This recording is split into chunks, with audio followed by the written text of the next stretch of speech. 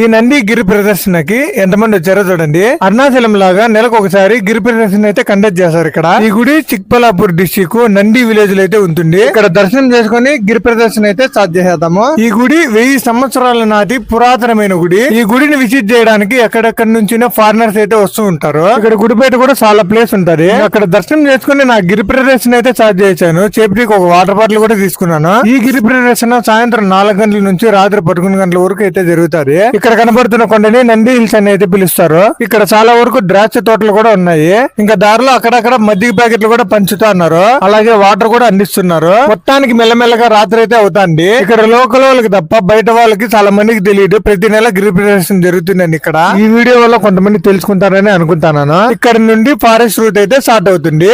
ఇక్కడ ఈ forest route enter అవగానే లైటింగ్స్ అనేది ఏమి ఉండవు. నడవడానికి ఏమో దారి బానే ఉంది. ఆ ఫారెస్ట్ ఏరియాలో కొన్ని లైట్లు వేయింటే మాత్రం చాలా బాగుండిండు.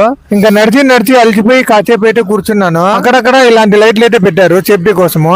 అలాగే కాసేపు నడిచాక ఒక గుడి అయితే కనిపించింది. ఇక్కడ ఈ గుడిలో చూడండి ఈ నందీశ్వరుడు ఎంత పెద్దగా ఉన్నాడో. ఈ నందీశ్వరుడు వెనకాల కోరికలు కోరుకొని కాయిన్స్ అయితే ఇలా అతికిస్తున్నారు. చాలా మంది ఇలా చేస్తున్నారు. అందుకే నేను కూడా ఇలా చేశాను. ఈ నందీశ్వరుడు మీకు ఎలా అనిపించిందో కామెంట్ చేయండి. ఇక్కడ పంచముఖి రుద్రాక్షలు కూడా అమ్ముతున్నారు. అలాగే బయట ప్రసాదాలు కూడా అమ్ముతున్నారు. ఈ టైం లో కూడా అరటికాయలు అయితే ఇస్తున్నారు. ఫైనల్ గా నంది విలేజ్ కి అయితే రీచ్ అయిపోయినా. ఇంకా దర్శనానికి అయితే వెళ్ళినాను. సోమవారికి లాస్ట్ మంగళవారం అయితే ఇచ్చేసారు. మొత్తం గిరి ప్రదర్శన 16 కిలోమీటర్లు.